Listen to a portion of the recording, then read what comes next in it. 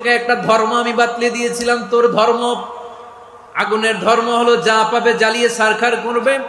আল্লাহ বলল, আগুন তোর ধর্ম দিয়েছিলাম, তুই সব জ্বালিয়ে পুড়িয়ে ছারখার করে দিবি, কিন্তু ক্ষণিকের জন্য আমি তোর জ্বালিয়ে দেওয়ার ক্ষমতাটাকে কেড়ে নিলাম, জ্বালিয়ে ভস্ম করে দেওয়ার ক্ষমতা আমি কেড়ে নিলাম। কুনি বারদান, ঠান্ডা হয়ে যা। কিন্তু এত বেশি ঠান্ডা হবি না আবার আমার ইব্রাহিমের জন্য সর্দি লেগে না যায়। সুবহানাল্লাহ, এত আস্তে বললে হবে?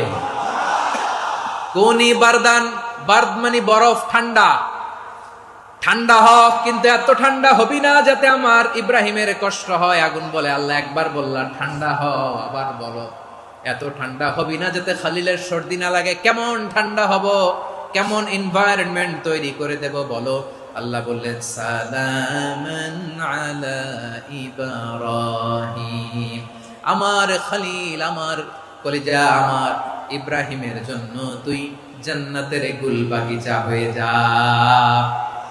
ও ভাই, নবী মুসার মতো ঈমান হলে রাস্তা হবে সাগর জলে, নবী ইউসুফের মতো ঈমান হলে একে একে দরজা খোলে। নবী ইব্রাহিমের মতো ঈমান যদি আজও থাকে বিদ্যমান, অগ্নিকুণ্ডে দেখতে পাবে খুবসুরতে ফুল বাগান। কুলনা ইয়া নারু কুনি বারদান ওয়া সালামান আলা ইব্রাহিম। বান্দা যখন মুখ দিয়ে বলে হাসবুনাল্লাহ, আমার আল্লাহ আমার জন্য যথেষ্ট, এই বলে যখন নিজেকে সঁপে দেয়, তার কি লাগবে ওই দায়িত্ব স্বয়ং নিয়ে নেয় কে?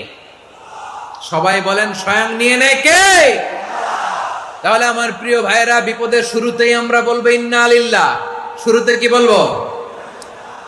এরপরে যেই বাক্যটা পড়ে নিজের পরিস্থিতিকে আল্লাহর দরবারে সঁপে দিব, সেটা হচ্ছে হাসবুনাল্লাহ। সেটা কি? বিষ্ণু বলেন, লা ইয়াজালু লিসানুকা রাতাবান মিন যিকরিল্লাহ। সব সময় আল্লাহর স্মরণ দিয়ে, জিকির দিয়ে জিহ্বাটারে সিক্ত রাখো।